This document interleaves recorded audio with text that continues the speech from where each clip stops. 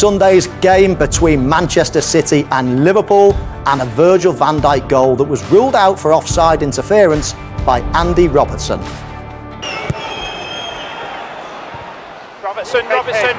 Robertson's in line of vision, right in front of the keeper. He's ducked under the ball. He's very, very close to him. I think he's line of vision. I think he's been impacted, mate. Okay, so offside then. I think offside. On-field decision offside.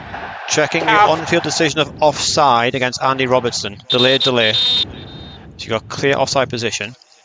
Well, talk to me, mate. You got a movement. You got a high ground to show how high he is in terms of line of vision. Very close to Donnarumma. It does. I agree with the on-field decision. I think it's offside. Virgil, It's a clear, an obvious action which clearly impacts on the goalkeeper. Yeah.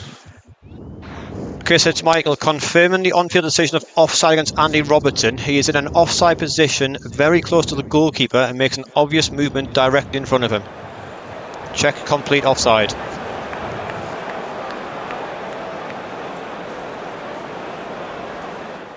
Big decision, Howard. I am strongly of the opinion that should have stood. What's your view on that? Yeah, for sure, Michael, a huge decision, obviously, in a big game. We've known from our conversations before that offside, interfering with an opponent where the offside position player doesn't play the ball and the officials have to make a judgment whether the actions of that player impact an opponent are some of the most subjective decisions that we have to make. And therefore, it's no surprise that some people believe that this goal should have stood, as you've just said. So I think it's important that we look at the facts of what actually happened in this situation. We know the corner comes in and the ball reaches Van Dijk. As the ball's coming across the penalty area, the Manchester City players move out. They leave Robertson in that offside position in the heart of the 6-yard box.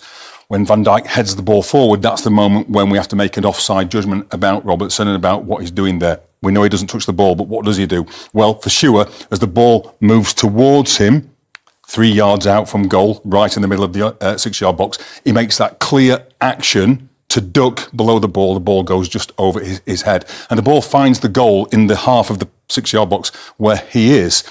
Then the officials have to make a judgment. Did that clear action impact on Donnarumma, the goalkeeper, and his ability to save the ball? And that's where the subjectivity comes into play.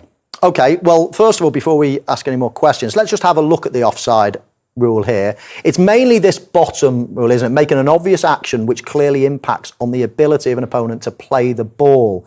That's probably the one that relates to this incident.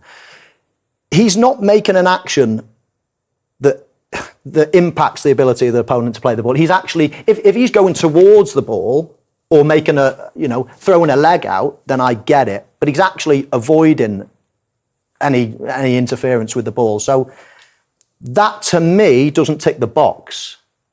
Well, he's certainly making an action. The action is one of ducking below the ball. The ball's coming towards him. He moves below the ball. It goes over his head. The issue with that, the officials have to judge, is does that position of Robertson there and the action of ducking below the ball impact Donnarumma? I think it's... Obviously, that's the conclusion they drew on that. They looked at that position, they looked at that action so close to the goalkeeper, and they formed that opinion. I know that's not a view held by everybody, but I think it's not unreasonable to understand why they would form that conclusion when the player is so close to the goalkeeper, the ball's coming right towards him, he has to duck to get out of the way of the ball, and they form the conclusion that impacts Donnarumma's ability just to dive towards the ball and make that save. And then, of course, once they've made that on-field decision, the job of the VAR is to look at that and decide, was that outcome of offside clearly and obviously wrong? Only Donnarumma truly knows if he was impacted by this. And of course, we have to look at the factual evidence. And when we see that factual evidence of that position of the player ducking below the ball, so close to the goalkeeper, the VAR determines that the outcome of offside is not clearly and obviously wrong, and they stay out of it. Yeah, I mean, we can quite clearly see, I've just sort of paused it on Virgil van Dijk heading the ball here. We can quite clearly see that Donnarumma has a clear view on it. So he's not really interfering there, although he is in line with the goal. But lots of goals have been given when players are in an offside position. And the ball's gone in. So he's quite clearly got a perfect vision there. And when we just forward a little bit, let's say, and he starts ducking, I mean, Donnarumma, I can't see any way at all why Andy Robertson affected Donnarumma in any way, shape or form. He's still diving regardless. And that's why I think the goal should stand. I hear your reasons why it might not have stood and why it didn't stand, but I think general consensus is that he didn't affect Donnarumma that much and that this goal should have stood. And it's important, I think you made an important point about line of vision. You do hear the assistant in this case talk about line of vision. I agree with you. The line of vision normally would relate to the view being blocked of the ball. On that one, it does see the ball all the way, but the assistant also talks about other things, ducking below the ball, being close to the goalkeeper. Those in themselves can be enough to penalise a player for offside, interfering with an opponent, even if the keeper can see the ball coming all the way along. He's still in front of the goalkeeper. He still makes that ducking action. That could still cause hesitation from the goalkeeper. Goalkeepers work on reactions that make it possible to pull out some incredible saves, and that's the judgment formed on the field. So you're right about the line of vision, but there's other aspects that can also say that this is an offside offence, and that's why the VAR left it alone. OK, comparisons last season between Manchester City and Wolves. Arne Slot actually made this comparison, so it's probably worth just having a look at this. This goal was given offside in real time, and then the goal was changed, or the goal was given, let's say, on review.